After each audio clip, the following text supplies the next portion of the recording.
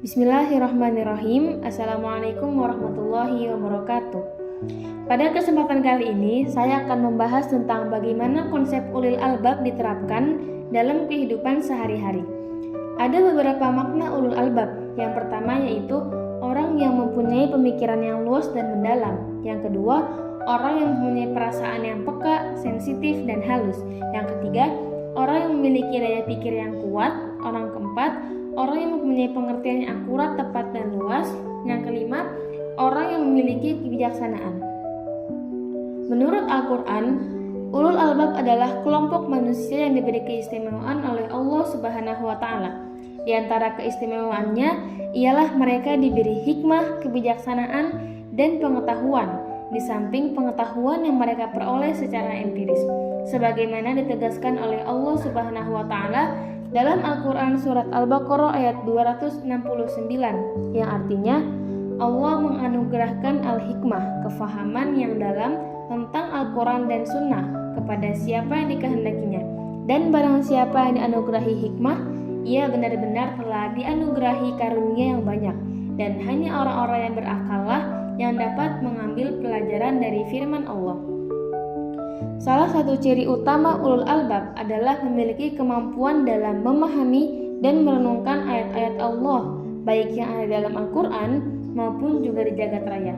Akalnya berpikir dan jasadnya mengimplementasikan hasil daripada tadabbur dan berpikir tentang ayat-ayat Allah Subhanahu wa Ta'ala, sehingga dirinya menjadi orang yang memiliki kemampuan untuk berkontribusi cemerlang bagi masyarakat dan bangsa dengan menggunakan ilmunya secara bijak dan terkonfirmasi sehingga minim dari jalan-jalan kekeliruan. Dalam prinsipnya, makna ulul albab ini diantaranya adalah penyandingan antara ilmu dan agama, saintifik dan teologis, dan orientasi dunia akhirat, di mana dalam hal ini adalah penggabungan antara penalaran akal dan penalaran wahyu, berilmu amaliyah dan beramal ilmiah. Pendidikan sebagai media transfer ilmu dan informasi, tempat bertemunya teori-teori dan ide. Seorang yang ulil albab maka akan menggabungkannya dengan dalil-dalil Al-Quran dan hadis dengan cara mentadabbur ayat-ayatnya, mengkajinya, dan mengambil hikmah dari setiap kandungannya. Sehingga produk yang dihasilkan adalah ilmu yang tidak sekuler, yang hanya mengedepankan akal pikiran saja, tetapi diwarnai oleh agama, sehingga terjadilah islamisasi ilmu yang dapat membawa Islam menjadi rahmatan lil alamin. Beberapa contoh penerapan konsep ulul albab di masa sekarang antara lain adalah: 1.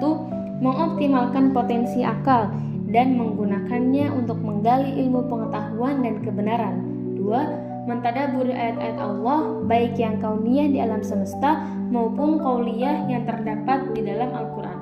3. Mengamalkan ilmu dengan banyak berbuat kebaikan dan berkontribusi dalam pengembangan diri, masyarakat, dan bangsa, serta mengajarkan prinsip-prinsip kebenaran dengan ilmu yang benar dan sesuai dengan agama. 4. Mampu membedakan yang benar dan salah, karena kemampuan berpikir yang dia gunakan untuk menimbang suatu perkara secara bertanggung jawab dan penuh keyakinan. Yang kelima, menjadikan ilmu sebagai sarana untuk terus mendekatkan diri kepada Allah Subhanahu wa Ta'ala dan senantiasa berzikir, baik zikir hati, lisan maupun amal perbuatan. Diringkas dari presentasi pada seminar moderasi Islam tentang memaknai dan membumikan konsep ulul albab pada 30 Oktober 2018, dinyatakan bahwa sebagai sebuah konsep ulul albab perlu dioperasionalisasi atau dibumikan. Beberapa strategi yang terbayang setelah melakukan tadabbur atas beragam ayat adalah: meningkatkan integrasi, mengasah sensitivitas, memastikan relevansi, mengembangkan imajinasi, dan menjaga independensi. Karakter yang dimiliki oleh seorang yang ulul albab lahir dari usaha dan kesungguhan untuk mencari hakikat segala sesuatu dengan cara olah pikir dan olah zikir. Semoga Allah memilih kita sebagai salah satu hambanya yang termasuk dalam kategori insan ulul albab dan mengistiqomahkan kita pada jalan kebaikan. Mungkin kurang lebihnya mohon maaf. Wassalamualaikum warahmatullahi wabarakatuh.